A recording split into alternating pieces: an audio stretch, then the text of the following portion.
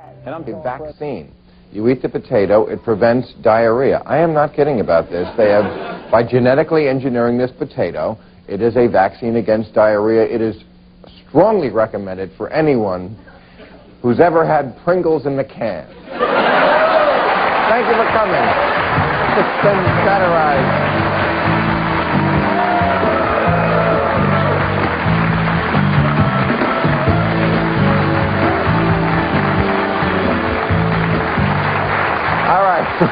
The best-selling author of Coma, Fever, and Invasion. His newest is Toxin. Robin Cook. Robin, how are you? Nice to meet you. Thank you for coming. The host of the Ruby Wax Show. Her controversial interview with O.J. Simpson will air this Friday and Sunday on Dateline NBC. Ruby Wax. Ruby.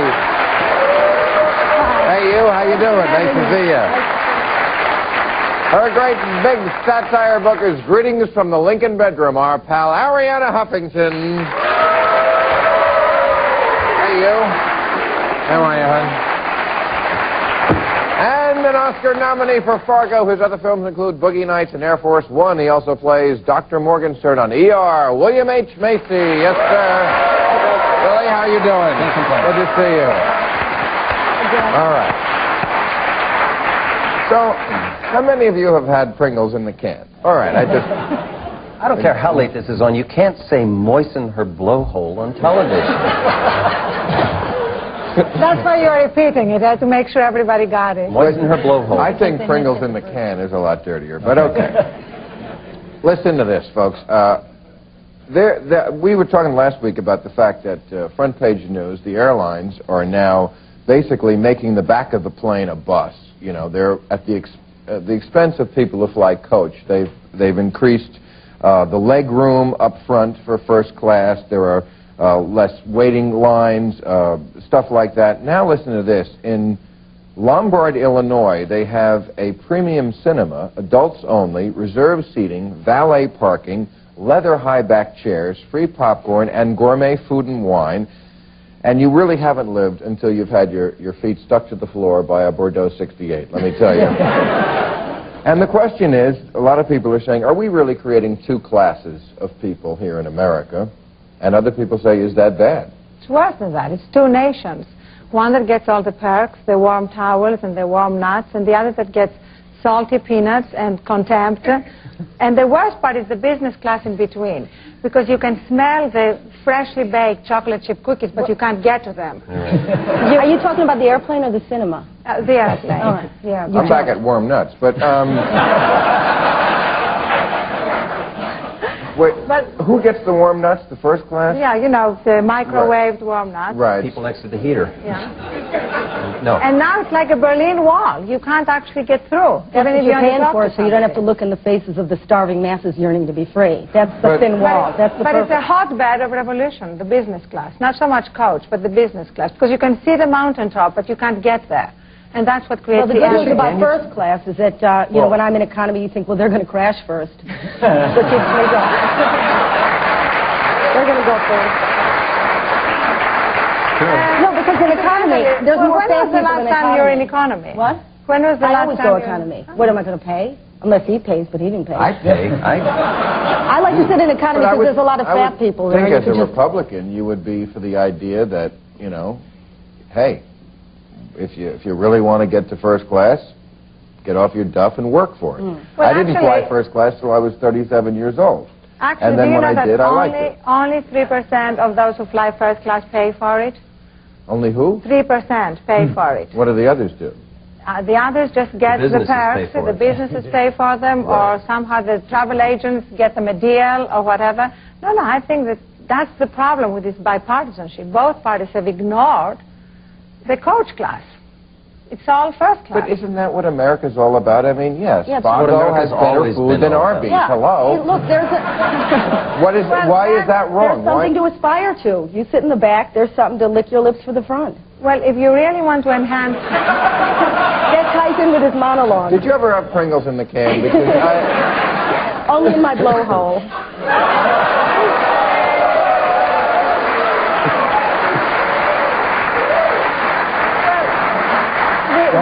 feel like the odd man out here because actually I think it's a good idea. I think they should expand the first class a little bit because I've always felt like, since I actually sit up there because I use the airplane, I use it a lot, I use it to work on, and I think I should have, and I feel like I'm always subsidizing the people in the back.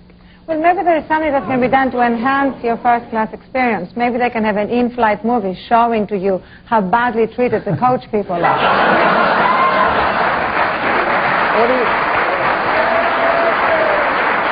You know, they're not badly treated. They're only badly treated compared to first class, who are paying, if they're paying, but somebody's paying a lot more money. Huge amount of money for it. Don't remember. I just flew Southwest today from Sacramento. There's only one class. The way we were treated, I mean, the way these bossy air stewardesses talk to you, put your tray up, put your seatbelt on. You know, they talk to you like you're a moron. Which flight are you on? Southwest. Maybe they think you're a moron. Yeah, but again, I mean, we're all spoiled. We all sit, you know, you sit in coach, it's like, oh, they up there, they got the freshly baked cookies. Well, so what? Is that a right? Does everything have to be a right in America? You're the Republican. You get what you pay for. You Right. have to pay for it. I mean, you're flying. They used to have to take a covered wagon across the country. It took 3 months. But you can't. Now you get peanuts that are warm. But you can't. It's not peanuts, actually. It's mixed nuts. It's coach that gets peanuts. Whatever it is, for $200 in 3 hours, you're in a place really far away. But you keep reading about all the perks. I mean, you keep reading, for example, about the president. That's a fabulous. I did the first class thing, and you get that seat that does the Kama Sutra positions there. It does, you know, you fold, you can thrust, it's an exciting life up there. I've heard on Thai airline they will massage But on top of it, what? Thai airlines have put the first class. They well, you should massage see your what they feet. do in Aer Lingus. All right, we have to take a commercial. We'll be right back. All right, Arianna, hearing you defend the poorer classes like that brought a tear to my eye. But it also reminded me that Republicans, who I've often said I like to be mean old men to watch my money, are like many people in our country nowadays, sort of succumbing to Clinton disease, which to me is like me. Everybody has to be like me. Newt Gingrich, who used to be Darth Vader, I liked him better. Now he's got like a book. He's talking about his diet, his trainer. It's like he's disgusting. The IRS wants to be liked. They have to give you a balloon now when you leave their office. The CIA this week came out with a web page for kids. It says, stop by and feel at home. With the CIA? I mean, isn't the need to be liked a form of...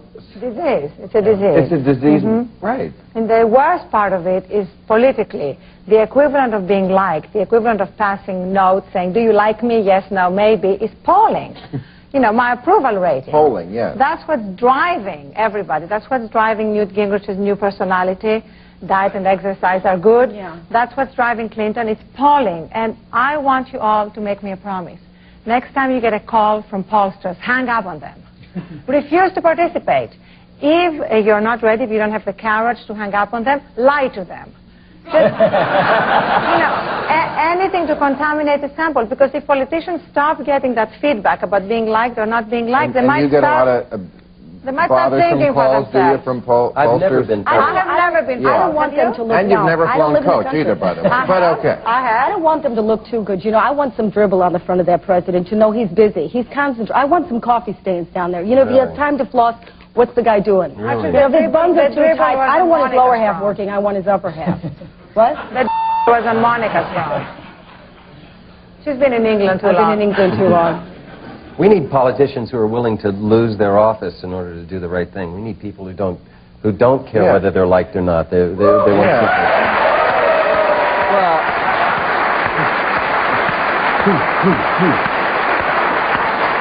but see, Can you imagine? that's the problem right there, is that bunch of applause. I'm going to run. But then you're not going to vote for that guy. That's not true. Wait till that, in theory, yeah, do the unpopular thing. Let's raise gas taxes 5 cents. Get out!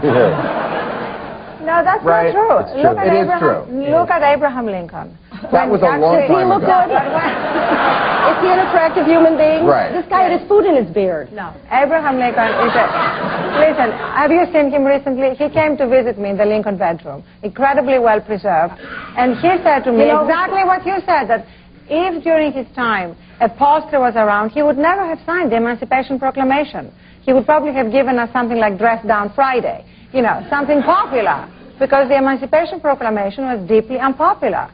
And that's what you're saying. That's what we need. I think people underestimate the American public, too. I think if a politician started telling the truth on a consistent basis, I think people would respond to it, especially if he had the facts behind him. Well, leaders have to be leaders. What I've done is to spread to the medical profession, and doctors start doing that. In other words, they're not going to give you a treatment that you might not like because you won't like them.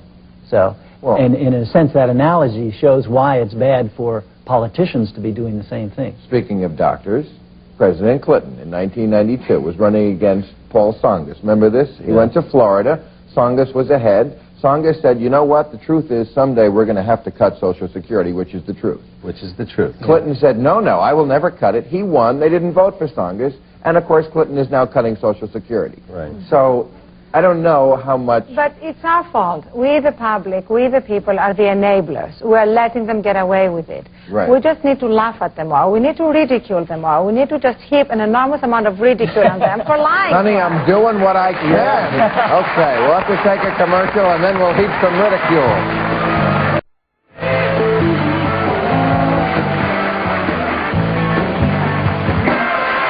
We were talking about this pathological need some people have to be liked, and I saw bits of your interview with O.J. Simpson, who did Esquire about 2 months ago, and now he did... How long did you talk with him? 12 hours or 12 hours, yeah. Yeah, I mean, do you think that falls in that category? Of the man wanting to be liked? Well, I mean, why is he doing it? Why is he doing the interview? Well, why is he doing any of this? Look, the guy is on a constant loop tape of trying to kind of figure out what reality is, and if he needs me to play, you know, tennis off of, I'll play. I mean, his need to please keeps him going, because at the end I said, listen, why are you still talking? Walk away. And he said, because I can't, you know, he's trying to work out pieces. There's bits of his mind that don't fit with another bit, and he needs, like, human flesh in front of him to say, you help me work it out. But didn't he also get $10,000? No, not from me. From your production company? No. From them. Well, I don't know. You know, I'm a mere humble actor. So according to the news reports, he also got $10,000, which, after all, could be a consideration for why he was doing it. I mean, Right. the But money. Fred I think it's Hoffman more than probably that. gets It's most certain. of that money.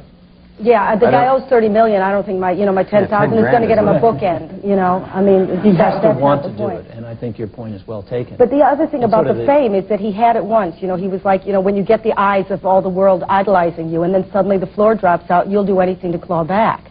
You know, it's the addiction of fame. And we have created that in our culture. And you've created that. Yeah, we anything have. for it. In fact, there are a lot of people who do terrible things just to become celebrities. Well, you know, they were talking about, like, you know, children that go on and say, I was molested or whatever. We were talking about it. And I really think that, like, you know, when I was growing up, the pushy stage mother wanted her kid to be a variety star, you know, and they train them how to juggle and ride on the back of a dog. And now they're probably, I just imagine them saying, well, say he kind of touched you here, because fame is fame. Yep. You know, if the eyes of America are on you, who cares how you got there? Well, that is...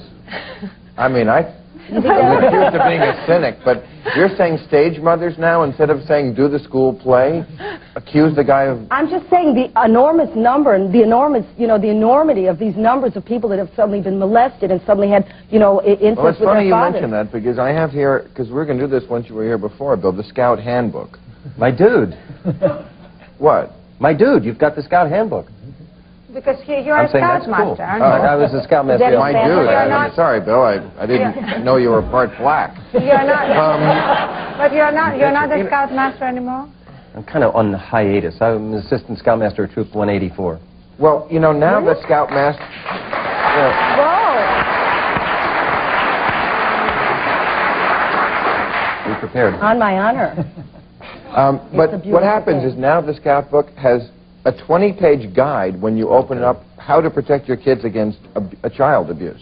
which, you know... That's what the book's about? Well, they First 20 put this pages in, are all like, about it. like that's the first... But that's part of this pathological terror that you Anglo-Saxons have about Like being Greeks touched. never did incest? About being touched. You're No, I not mean, we saying it's Mediterraneans are perfectly happy to be touched and hug each other and kiss each other, and men walk around Athens hugging each other and calling each other sweetheart. And But they're here... gay. No, they're not gay. I mean, Greeks are gay. Of course they are. Yeah. Stamp not gay. And now, you know, everybody's terrified of being touched. I mean, soon it's going to be illegal for one person to be alone with another person. In the Boy Scouts, where they have this thing called two deep leadership. There's got to be two adults with the boys at all times. You can never be alone with a boy. And I learned everything in the tent at Girl Scouts, you know. That's where all sex education went on. You got the marshmallows and the hot dogs, they explained it to you. That's right. I think you're exactly right. It's because of our bizarre attitudes towards sex that we're having all of these problems with an inordinate fear of molestation. And our obsession with deviant sex. I mean, what if these two adults supervising are both pedophiles? I mean, you can't overprotect your kids. I mean, you've got to let them just be kids and to have some risks, take some risks. They're gaying the kids, that's the problem. Are there more pedophiles now than there ever were before? I don't know. That's an interesting question. Or they just getting on more I wonder talk if they shows. report it more, or that. But I mean, you'd think by the way they said it, you're right. I mean, I wouldn't. I'd be afraid to hug a kid, even if I wanted to hug a kid, which I don't. But I mean, if that urge came over me to just put a kid on my lap, I would think no, because people will look at me and say, no, he's touching the kid. He's doing something bad to a kid. Especially you.